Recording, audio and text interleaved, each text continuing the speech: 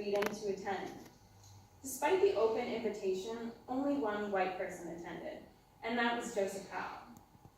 Conservative newspapers would publicly ridicule Howe for his appearance at the event, claiming that interactions with Black people violated the graduation of rank that was required for civil society. This concept is certainly reflective of the beliefs of a lot of the white population continue to hold.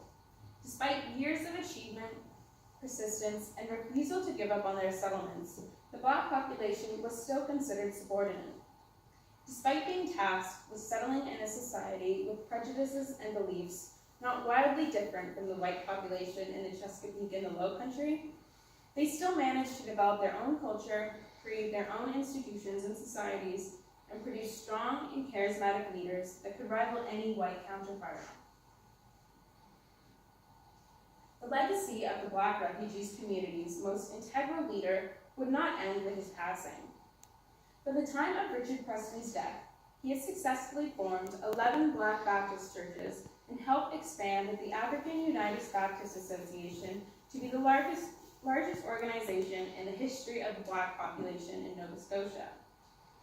Preston had been faced with the extremely difficult task of bringing together an archipelago of Black communities in Nova Scotia, consisting of hundreds of Black Nova Scotians with varying origins and experiences.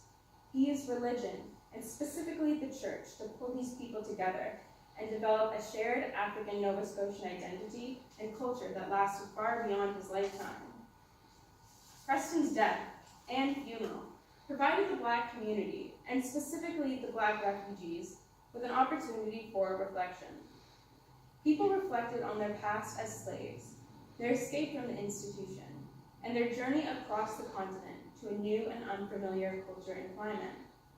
Despite the many challenges they faced in Nova Scotia, the Black refugees succeeded in not only surviving, but in developing communities that were defined by far more than poverty, an accomplishment that must be partly credited to Richard Preston. To conclude, the Black refugees were a diverse group of people that had experienced the rigors of slavery, the risks of escaping, and in some cases directly fought for their freedom.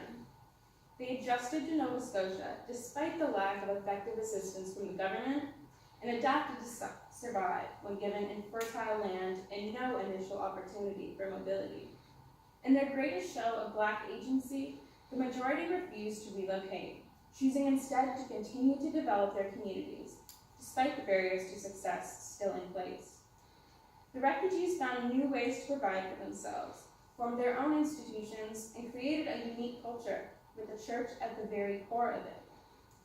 Their settlement should by no means be considered a failure, but rather a story of adjustment, adaptation, and agency. Thank you for your time.